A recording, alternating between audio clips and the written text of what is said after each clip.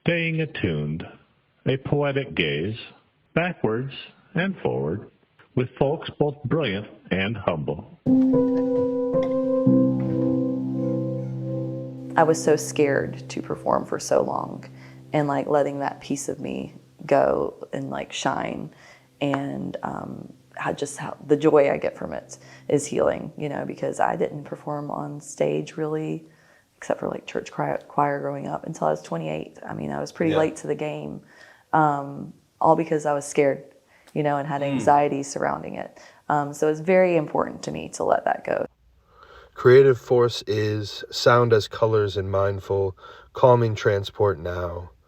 Our guest today is Chelley Godwin. She is an experienced curator, home cook, and singer here in Raleigh, North Carolina.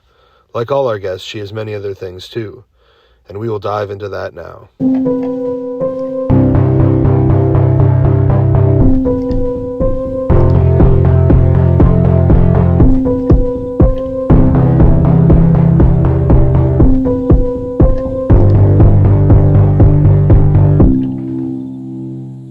Your collaborator appears. He was standing beside me the whole time. When I finally showed up, all the way up, and I did the work consistently, I found that I drew people near. The people were happy to cheer, and he was one. But swirling around the cosmos was a future I couldn't see, wondering who it will be. Of course it was he, the soft-spoken man who liked my work and was ready to help fashion a further iteration of my ideas into a multiplicative realm, where ideas are not only celebrated, but challenged and fire-hardened, and our final product was a mixed breed indeed. It was he, and together with me, us, we made it. And to trust this much is more than a momentary must.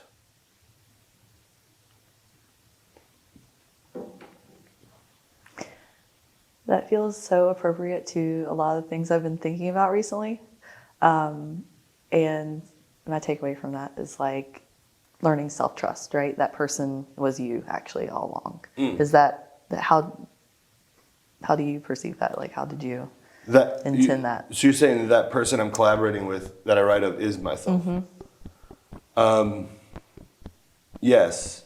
And I specifically was talking about an individual at the same time. So, but I'd love to hear more about because there's the literal interpretation and that is there in my pursuit, but also it clearly is what we're talking about curious. too. So no, I mean I could talk more, but I would love to know more why you thought of it that way or what you're... I think just because of a lot of the themes I've been thinking about and gaining self-trust in myself the past few years, that's why my brain immediately went there. I was like, oh yes, you know, my whole life I've been a big fan of collaboration. You know, I'm inspired by a lot of my friends, people around me, playing music. You know, I'm so lucky to always have these amazing musicians around me that I get to work with, and so that's always been an obvious constant in my life. But then, especially during COVID, I think being kind of left to my own devices for a little while, and I'm a very social person, I was like, oh, this is gonna be really hard for me to sit with myself. But that kind of set me off on this journey of getting to know myself better and focusing on self-trust and believing in my path in life and growth. Because for a long time I don't know, I feel like I was just kind of floating around trying to figure out where I was going to go in career and love and life and, you know, all the things. And now I'm making decisions with a little bit more intention because I trust myself more. So it's almost like I have this collaborator. It was me, I just wasn't listening to myself for a long time, if that makes sense. Yeah. So that's why that struck me. I was like, oh, I've been thinking about that. Maybe I have a visitor. Yeah, completely. I mean, the first thing I think of is something I often reference is kind of the antithesis to this idea, which is that whole theme of the Black Swan movie with Mila Kunis. Oh, yeah. Which I watched one time on a bus, I think, going from DC to Philly, and like was just like in trance. And I've referenced it many times, but I've never rewatched it. A lot of the people I talk to about it are kind of like, yeah, I know that, but like it didn't seem to transform in them what it transformed to me. But like most saliently, it was this idea that like the Black Swan was never anyone else. Right. It was always self-criticism, right? Yes. It was self-hatred, it was self-loathing, it was sort of perfectionism, the devil looking for perfectionism and finding nothing like it, and that person hating themselves. Like that's at least how I took it, right? That piece of art.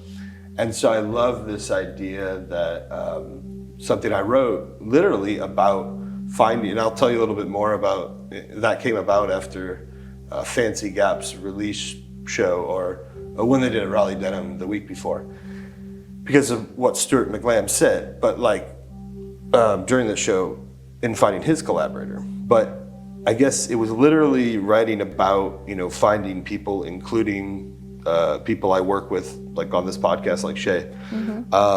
And ultimately, I think that I just like the idea that if it needs to be a poem about your own trust, Yeah, you can go and trusting the sort of like several selves that battle inside your mind for the right to produce, and to produce in the way that's like faithfully representative of what the universe like wants from you or needs from you. I don't know. I really like that. That's how you took it. But quickly going back to COVID, so because I also was like devastated as a social person. Yeah. Like, were you dating at this time? No, I was single at the time. Worked in a restaurant that closed down, and like, so not only was I social outside of work, but I was used to talking to, 80 different people a day, and meeting music people every minute. Yeah. Like in-person music ceased, yeah. Yes, exactly. So all of that. And I was lucky enough that several of my close girlfriends were also single at the time. So we kind of, formed a little, pod, as it were. Yeah. But I was, definitely a lot more alone with myself than I had allowed myself to be in quite some time. Like, right. So I started kind of this like journey of self-discovery, for lack of a better term, I guess. But but learning more about myself and feeling more comfortable, like being on my own. Because I had been, you asked if I was dating anyone. I had been in like several long-term relationships back to back, and I think 2017 or 18 was when I became single, and was single for many years after that. So I hadn't given myself the opportunity to like really dive into that, because I would always, was with another person. Right. And so. As it relates to music or art creation, and then also just to personal sort of like growth and creation, of a life with another person, do you think that like this was a return, like, do you see it as something where you were forced to kind of return inward and solve issues that maybe like by solving them internally enabled you to come out of COVID like in a different way, and actually, I'm like in reference to this poem, like I'm collaborating with myself with so much more trust, therefore I'm attracting that trust of others, or I trust in them more, or anything like that? Yeah, no, I definitely think that's true. I think that by spending more time alone and working on a lot of different, I don't know, I was doing all sorts of things to fill the time during that, year I was unemployed for COVID. So, painting, doing collage art, music, all those things. And posting, videos of myself, like playing music on the internet, which I had never done. I was way too scared to do that. So I just think I just gained some confidence through like that time of being alone, and coming out of that and, having time with friends. I tended to gravitate after that towards the friends who were also kind of on the same journey. And so now I have, I still have a lot of the same friends, but like the ones that I feel closest to now kind of went along the same path, like unintentionally, but we were like, oh, we're kind of feeling the same thing right now. And oh, go ahead. Yeah, so I'm always like, the goal is to continue to learn and heal and grow. Like if you stop that, like what's the point, And, I think I always had this, I'll use music as an example. I always had this idea of perfectionism. Like I'm scared to put something out in the world because it's not perfect. And that just doesn't exist. Like there's no perfectionism, right? And so to let go of that idea and striving for that and just to get your ideas out there and have fun. And that's where other collaboration comes in, is when you like talk to someone about something. And I mean, like this conversation we're having right now, we can bounce ideas off of each other. And I love that too. I just, in the past few years, it's been so nice to get to know myself again as a collaborator, and tune out all that like outside noise. But now that I've gained that like self-trust, I'm starting to like open up my channels to the outside noise again. So like I'm excited to work with people. I think I needed that confidence first. Sure. No, I love the primacy that I sensed in what you just articulated, was just like the primacy of being like, I was forced to go inward. I came out of it, seeking a new way of working with others, if only slightly, with slightly different people potentially.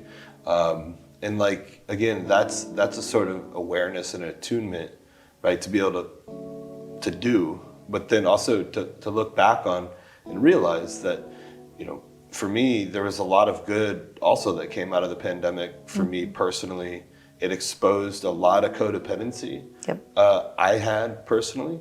And it exposed some other things that were not super healthy, and also things that were very much needed tending to and nourishment to grow into greater healthy expressions, right?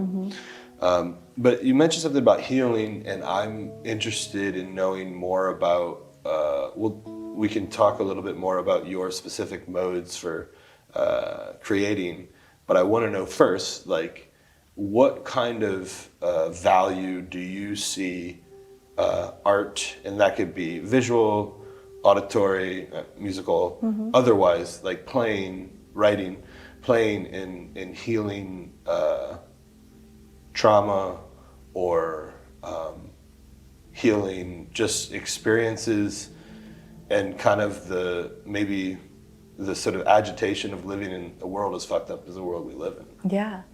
Gosh, that's a great question. There's so many different ways I feel like I could go with that. The first thing that came to mind, though, is a method of self-soothing, right? Like to me, especially music, is like incredibly calming. I could be having the worst day, and just like singing is such a release. And I think there's studies on this, that actually the act of like singing and using your vocal cords and diaphragm is like inherently calming. That definitely works for me. I love it. And when I'm doing any sort of other medium, like say I love doing collage art, so like that specifically, you're like using an X-Acto knife to cut out these like very specific lines, and you have to be very detailed, and so that focuses my mind solely on that and helps like the rest of the world go quiet a little bit.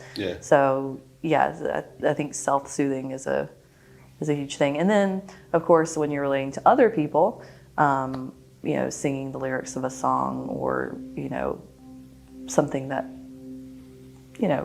could be 10 people in your crowd, right? 3 people are like, oh, I have no idea what in the world she's talking about. 4 people are like, I sort of get it, and the rest are like, oh my God, they're in my brain, like that kind of thing. So, I think relating to other people, is a wonderful way that we all use art, right? So I'll take that a little in a further direction, just to say, like, so I totally get and agree and love the idea, as simple as it is, of doing an act, no matter if you're good at it or not, right? Talking about the perfection side, doesn't really matter. It soothes you, right? And so I think, like, again, at a very primary level, like, that is a reason to do art. Definitely. For no other reason, right? But I also take it a step further and want to know a little bit more about the content of what you're creating and how that relates to healing, so that, like, it's beyond the soothing act that it is. What is, and even if you can sort of pull them apart or not, but, like, what is in the content of what you create that relates to potential catharsis, acknowledging something that you're letting go of, or something you're like looking straight in the eyes of that's scary, or I guess I'm just interested a little bit more on the content side of things with what you make, how that relates to your healing in whatever, past things you're healing from. Yeah, I think that, writing is the most obvious one, but that is something that I used to do a lot as a kid, or, even in college I wrote quite a bit. And I still do occasionally, but not as regularly as I used to. I used to write poetry a lot. And, I grew up in, my parents got divorced when I was really young. My mom remarried, had a wonderful mom and stepdad. But, like, I grew up with some trauma in my childhood. And so writing poetry through that, like, helped me navigate that. And I think that I just have kind of continued to see art in that way of, like, I'm trying to figure out how to phrase this. I don't know, it just is very healing to me to get that. And even if I'm singing cover songs, which I frequently do for, like, The Great Cover Up or something like that, I was so scared to perform for so long, and, like, letting that piece of me go and, like, shine, and how the joy I get from it is healing, because I didn't perform on stage really, except for, like, church choir growing up, until I was 28. I mean, I was pretty late to the game, all because I was scared, and had anxiety surrounding it.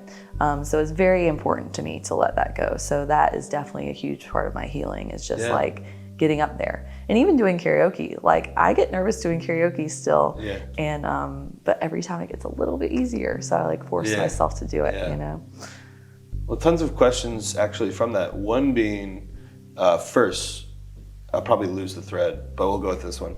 What is your favorite song that has ever been covered by somebody else?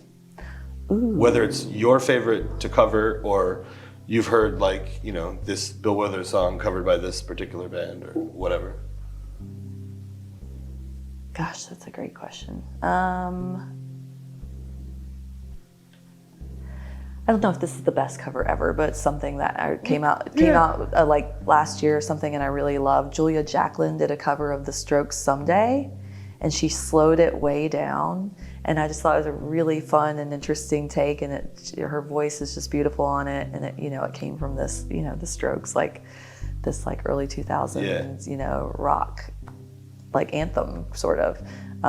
So I thought that was a really beautiful take on it, and that's something that, like, I've listened to a lot over the past couple of years. I'm like, oh yeah, I love it. It comes on my Spotify all the time, because much like we were talking about, like, food earlier, I will also get obsessed with a song and listen to it, like, over and over and over for a little while, and then I don't listen to it again for a couple of years because I've worn it out. But I get, like, sort of fixated on the feeling and the lyrics and the vocals and all of it. So I'll have to check that one out. And really her name is Julia Jacklin. Julia Jacklin. Okay, she's really great.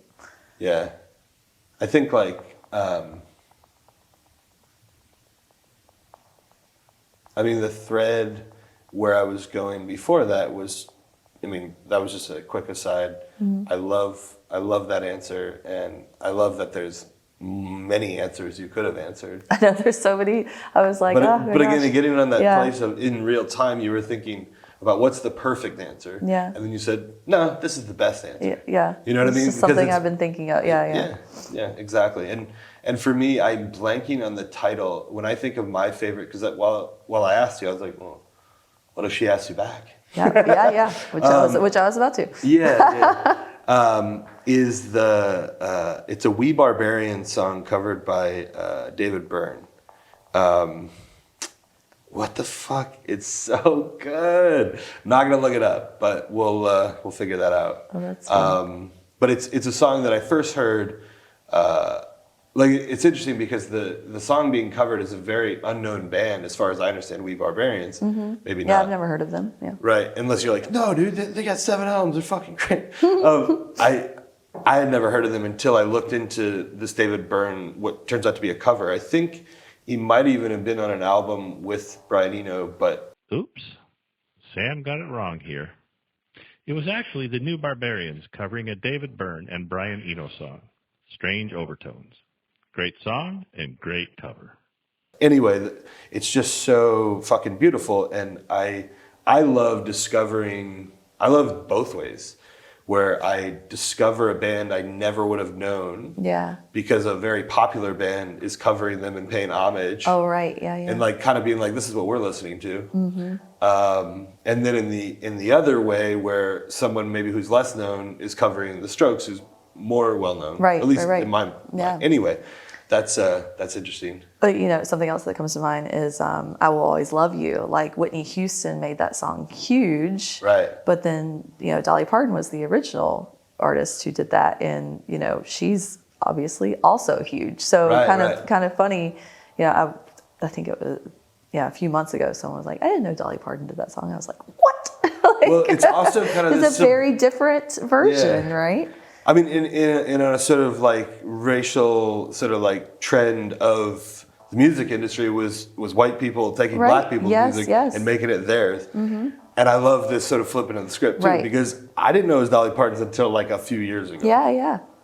I mean, almost until you just said it. And it was a very, very like old country song. And, Whitney Houston made it just like 90s R&B. Yeah. Like huge hit. Yeah. Yeah. So coming back to the question of like art therapy, do you like? It seems like what you're describing very much is it's very much the action as opposed to what you're even saying, right? Because to you, or the way I understood what you said was, when I wrote poems, like I would write in those themes. Mm-hmm. But when I'm creating otherwise, it's more about the healing from the action than just actually transmitting sort of like trauma healing to another person. Yeah, for me, I think that's pretty accurate. It is definitely the action of doing it, and that's why I don't put a whole lot of art out into the world. Like I'm mostly doing it for me. I mean, the act of performing and singing on stage, obviously I share that with other people, but a lot of other arts that I make in other mediums, like I keep to myself. Yeah. And that may also be a fear-based thing, but it is for me about the action of doing it, and the healing quality. Yeah, for sure. That's really it's interesting to me because I went to this place I called Space Camp originally. It's called On Site. It's a retreat center outside of Nashville. Where basically 6 days, it's this particular living centered program, but you spend 6 days with no sex, drugs, alcohol, tobacco, phones, computers, nothing of real dopamine production. And you're sort of forced to engage with other people who you don't know their last name, you don't know their job, no one's allowed to talk about what they do for work.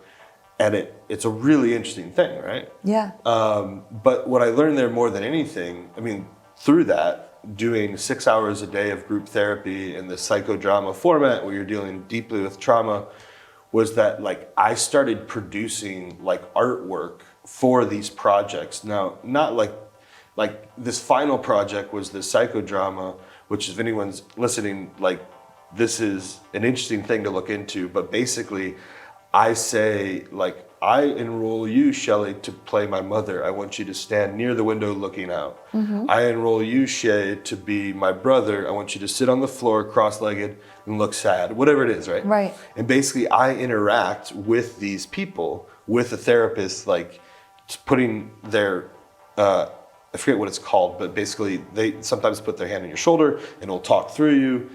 And you can either accept it and say it or edit it or just reject it. But the point is that you're healing through this thing, right? And what I realized was, all this to say that like, I did this like final project, which is 40 minutes of just that psychodrama. And I set up a 3-year-old Sam, a 10-year-old Sam, an 18-year-old Sam, and a 27-year-old Sam, all sort of like tree ring growth moments that I needed to talk to all these inner children. So I enrolled people into all these roles. I put them in order, and I sort of like arranged the stage, and I performed for 45 minutes talking to various ages of me, selves of me, right? And like what maybe that 3-year-old needed to know about that he wouldn't have known until he got to 10, who didn't know until 18. The point is that like what I realized from all this, and of course it's a plug for Onsite, it's super expensive and really worth it, but it's like all art like needs to be art therapy for me. Yeah. But like I grew up like, you know, I was an oil painter, I was graphic designer, I was a glass blower, all these sort of modes, mediums, writer, and I was never like dealing head on with like all the trauma I had when I was a little kid. Yeah. And it doesn't mean that that needs to consume my artwork necessarily, but once I started connecting those at that place, my artwork changed dramatically. Like, because I was then, it was the action plus the content in ways that I was communing with the world. And again, keeping my ego out of it the best I could meant it was good enough just to create for me. Right. But ideally, there was another part that was part of healing that was sharing this information with others. Yeah. Because once you're vulnerable, you draw people to you, and they can help you heal further. I mean, this has been my experience, right? So anyway, I just wanted to share that about this idea that for me, I don't see any good art that is devoid of a therapeutic component for the artist. Yeah, I think, that's amazing that you went through that experience, and I think that's fascinating. And very cool that you came out with a whole different take on why you produce art and, you know, what the outcome is, you know? That's really cool. Yeah, I think most good art has a therapeutic quality to it, right? Yeah. It says something vulnerable, for sure. And do you think music is your sort of like most, I don't know, I guess a couple of questions. Where do you consume, what kind of art do you like to consume the most? And what kind of art do you like to make the most? In like a medium sense, or also within that medium a certain theme or genre?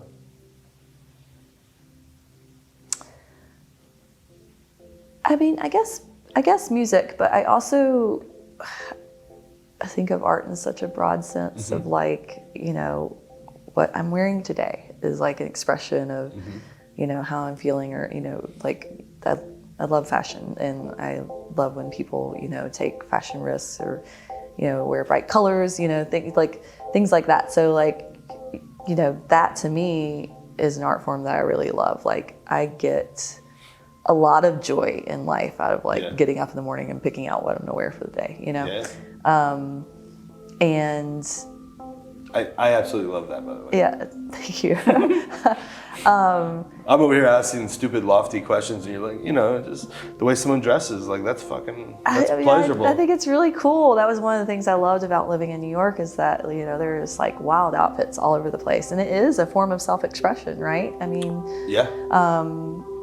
and you know, I think cooking is another often overlooked thing that like is very therapeutic, to focus and, you know, to go to, you know, like the farmer's market and just pick out the things that you think are beautiful that day, and then go home and like figure out a way to put them together, to nourish yourself, and to like just, I don't know, when I'm cooking, a lot of times I make it a whole experience. I put on like, you know, a playlist that I want to sing to, and I'm like singing and dancing and cooking, and it's just like a whole release for me. Right.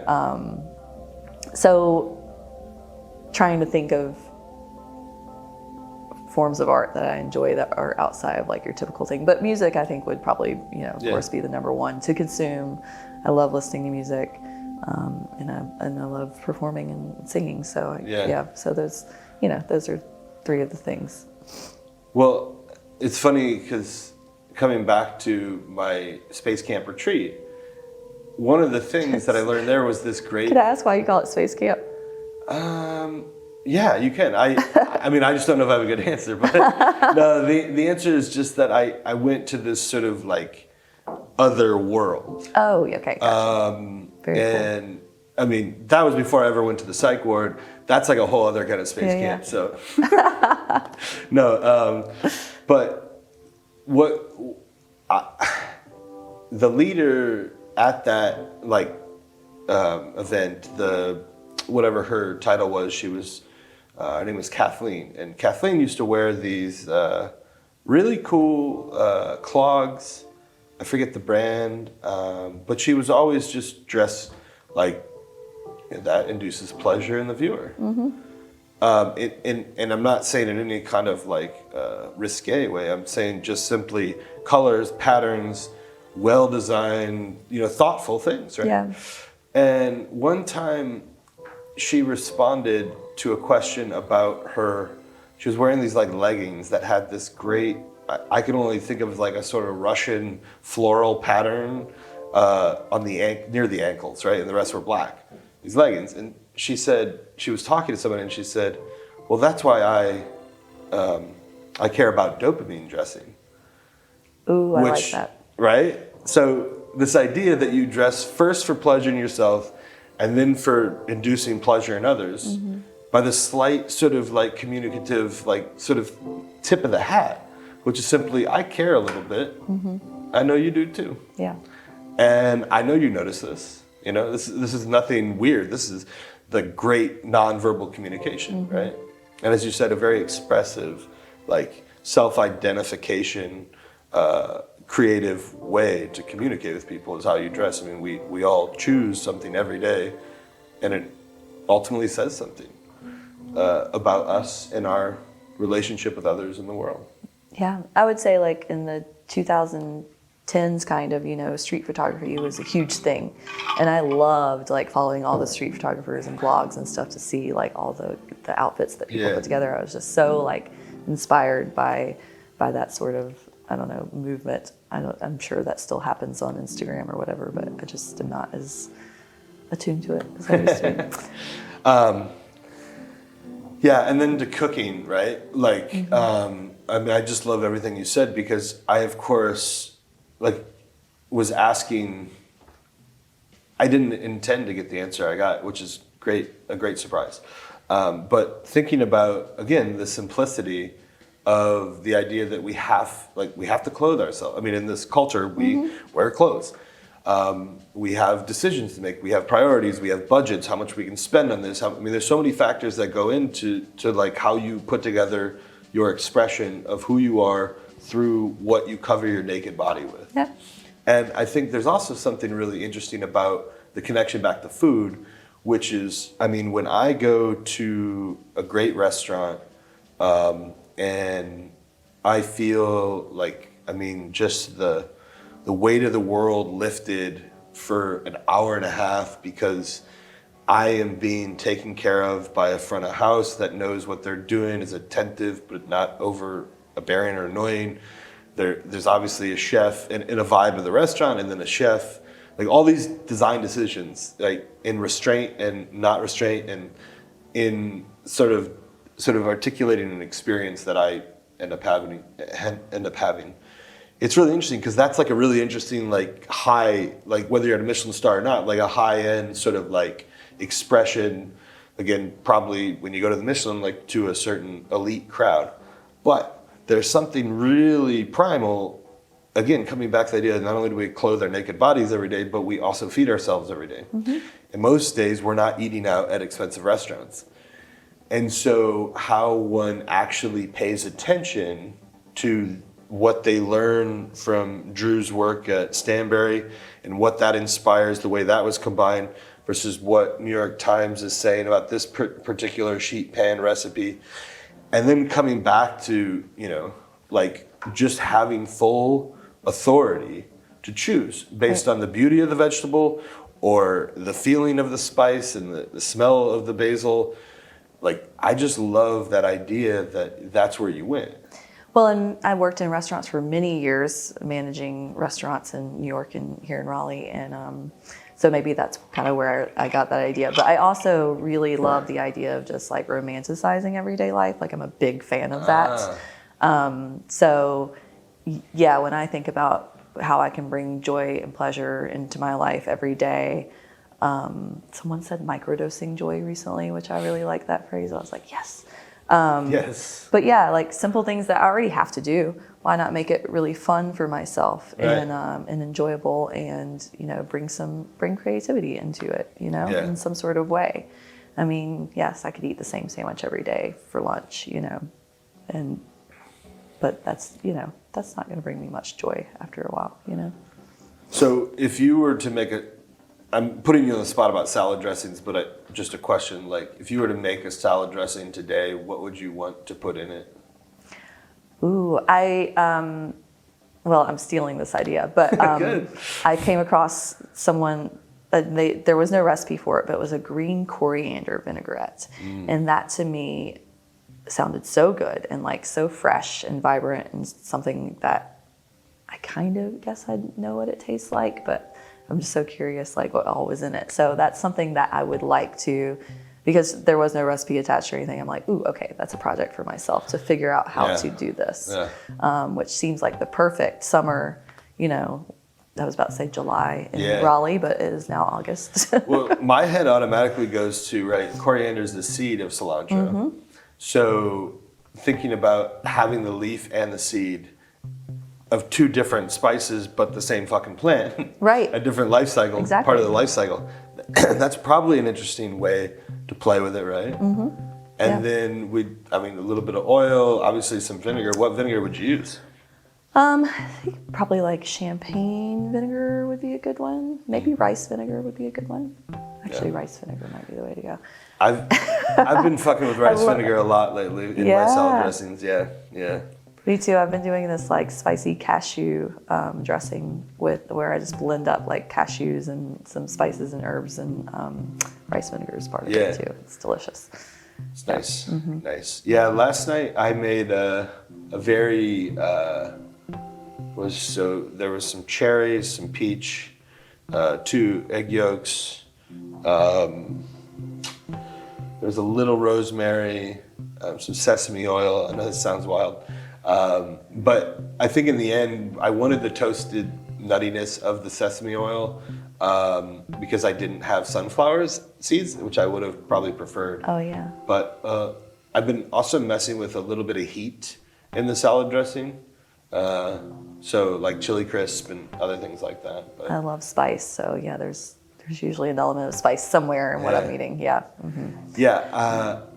One of my first loves as a roommate, his name is Willie, and he was like, just my favorite roommate of all time, but he taught me so much about food. And his mom was a personal chef. He was going to go to culinary school, and then one of her friends convinced him not to go to culinary school, and he went to geography school. And that's how we met in a similar profession, in being geographers. Well, regardless, we end up working in the same place and then living together. And before we decided to live together, because we were pretty new, he came over and he looked in my fridge, and he sort of sized up my condiment rack. Yeah. And he later tells me that was a big deciding factor to live with me or not. Was like what was it? Duke's mayonnaise? Was it Hellman's? You know what I mean? What was he doing? What's the answer to that? Duke's or Hellman's? Duke's. Yeah, of course. I mean, I could easily go either way. I mean, I'm not fucking Miracle Whip. Like, that's gross. But like, my mom was a Miracle Whip person, and I remember the first time I had Duke's mayonnaise. Like, it was so good. It was like mind-blowing to me. I was like, what is on this sandwich? Yeah. And it was actually my grandmother. She was like, it's mayonnaise. Yeah. And I had just only had Miracle Whip. So yeah, Miracle Whip is the wrong answer for sure. Yeah. Yeah. So now I'm thinking, blanking on what condiment. I think that's a really good question. to ask people when you're at a party and no one's talking. So what's your favorite condiment? Hot sauce. Yeah? Yeah, yeah. Mm-hmm. But like super vinegary? Like Specifically, where from? So Black Label Valentina is my favorite. Okay. Like never it had their goes black- on everything. I Yeah. don't think I've had their Black Label. Yeah, it's really good. Sounds like a scotch. Yeah. No, yeah. I'm actually not even sure what makes it Black Label. Like maybe it has some smokiness to it because I don't know. I feel like a lot of Black Label hot sauces have like a chipotle element. But yeah, so that's probably my favorite. But I had different ones for different things. Like Texas Pete is best on eggs. You know, there's I've got a lot of different theories and preferences. I bought this, the like Middle Eastern cheese lebne. Yeah, yeah. So out on Hillsborough, I don't know if it's Albaraka, what store I got it at, but there's it's just balls of cheese, yogurt cheese suspended in oil, like a safflower oil or something. And I've known this it's shelf stable, you know what I mean? After opening it, I keep it in the fridge, but like my wife is like, you're still eating that? Like, cause I'll put it on anything. Like I had some rye toast the other day and I was just like, let's just put some lemonade on it, you know? It's just a tangy, creamy thing. It's salty, it's delicious. That makes sense. I mean, a dollop of yogurt is good on a lot of dishes, right? Soups, stews, lots of other things too. Yeah. But if I get back to the more literal for a second on the poem interpretation about like when I was writing it, I was thinking about particular people. And this comes back to the influence of hearing Stuart McLam talk about his producer collaborator Charles at the show, and I wrote it in response to that because ultimately he said basically he didn't realize his future collaborator was standing next to him when he was thinking about this next big producer he wanted to work with. Yeah. And all along, it was the person right next to him. They were friends. Yeah.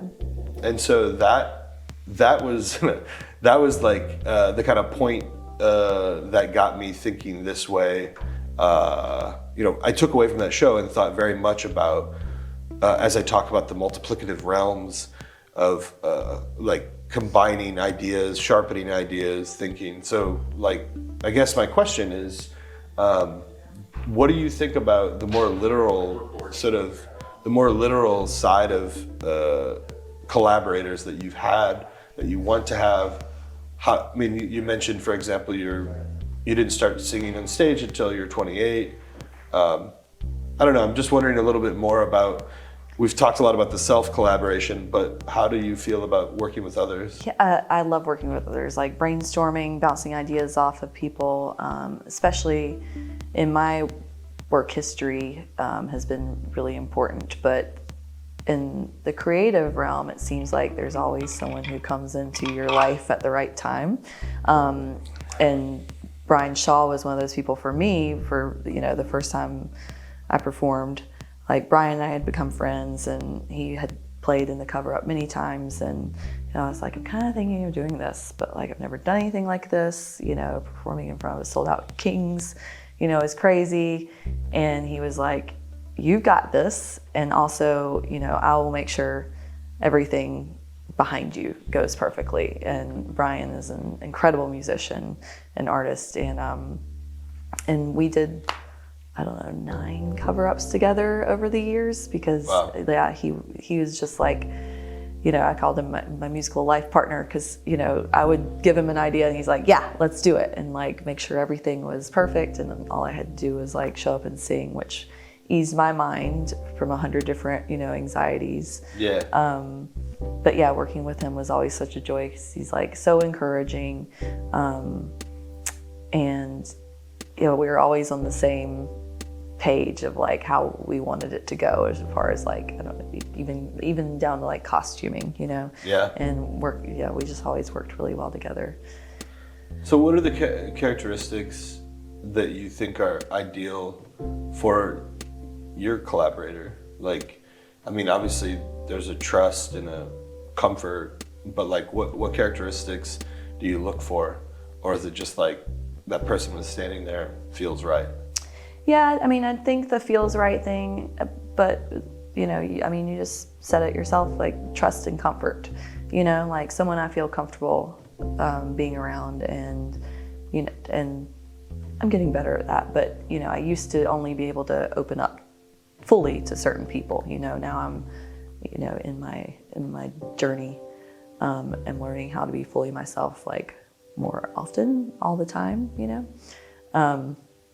But in the past, especially in my 20s, I would say like I would really only like really open up if I trusted someone or felt comfortable around them and gotten to know them. Other than that, it's just, a curiosity, I think. I really love when people are curious about all sorts of things. Excitement, of course, about a certain project. I don't know. There's all sorts of things that go into it. But mostly I feel like it's just a feeling with people, the energy that you get off of them. Yeah. Yeah. But that's great. I think my question would be more of like,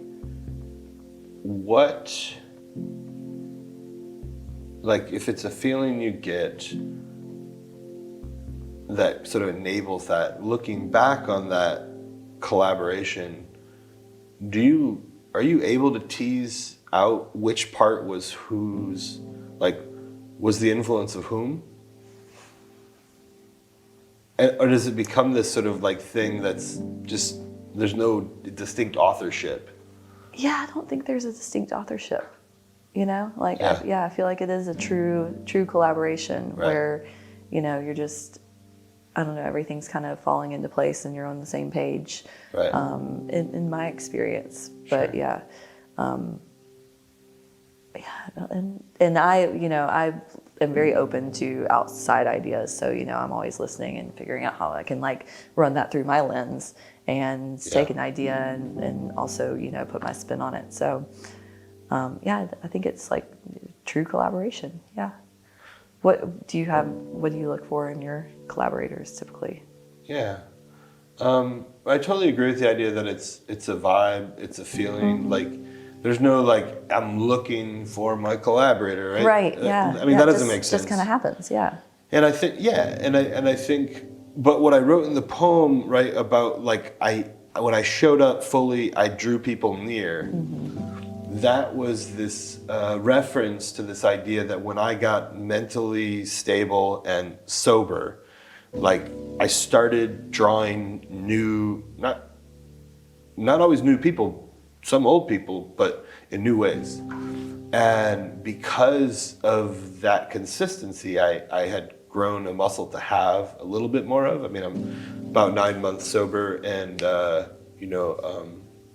pretty level on my meds. So that's like one component that was like missing. Mm-hmm. But I guess what I'm suggesting is like what I'm looking for when someone draws near and they want to interact with my work. It doesn't, like, this is what was so interesting about the Fancy Gap thing with regard to this poem, is that I wrote it the next morning and I wanted to share it. I had never met Stuart. I heard him that night talk. I messaged him, right, like showed him the poem eventually or whatever. But like the point was that like I realized the golden rule, I want done to me. I should do to others as I want done to me. When I perform, whether that's reading poetry or something else, like mostly poetry these days, I don't like it when people just come up and say, "Oh, you're so good. That was cool." Right. Like I want them to say something like, the way you use close the door and clothe yourself, that was like really clever, or that was trite, even challenge me, yes. Right? Like those things get my attention mm-hmm. and make me like perk up. Mm-hmm. And because it's like it's not an ego stroke and it's not a like you suck. I'm curious. And that curiosity turns me on to be curious about them. Right. And they're being vulnerable, I think, with you by expressing this like very specific thing that drew them right. to that piece of work or whatever, right? Right. Because to say like, oh, that was good, I liked it, is fine. I say that all the time, but like, to give a very specific example where you could be like, oh, that's weird that they like that. It is a vulnerability. So automatically there's some sort of like, exchange there of vulnerability. Like you shared your work and now they're sharing like the piece of work that resonated with them. It's so interesting because I'm so past looking at that as my vulnerability by messaging someone, because I'm so like, well, of course I'll fucking tell them what they mean to me. Like, I think that is the most heavenly thing you can do for any other individual, is just tell them what they mean to you before it's too late. I absolutely agree. Yeah. As scared as I am of like public spaces and stuff, like my friends and people who are close to me, family, like I've never had trouble expressing vulnerability to those people in my life. Like that doesn't scare me at all. It scares a lot of people shitless, but like I'm not one of those people. Like I tell all my friends, like I love them every day, vulnerability in that regard doesn't scare me, but putting art out there is a little bit different. But you're absolutely right. Like I don't, like if I minimize that point and encourage, like if I want to encourage people to tell people what they mean and not worry about it, I also have to understand that that's maybe a courageous act for them. Yeah.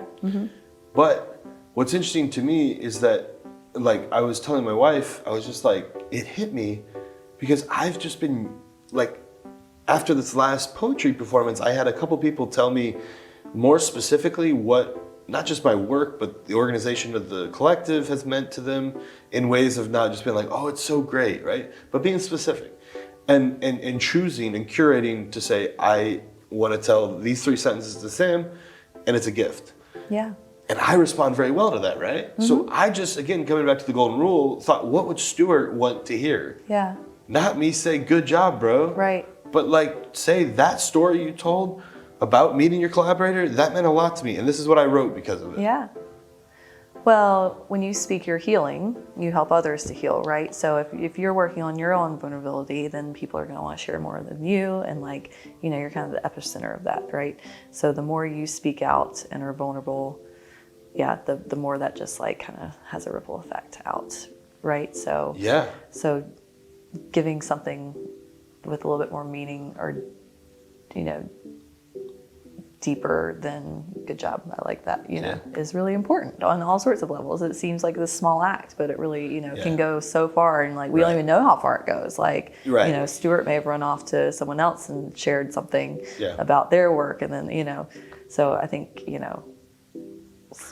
speaking your healing like that is really important, especially, we talk about mental health journey. Like, I mean, I've been through my own struggles, and,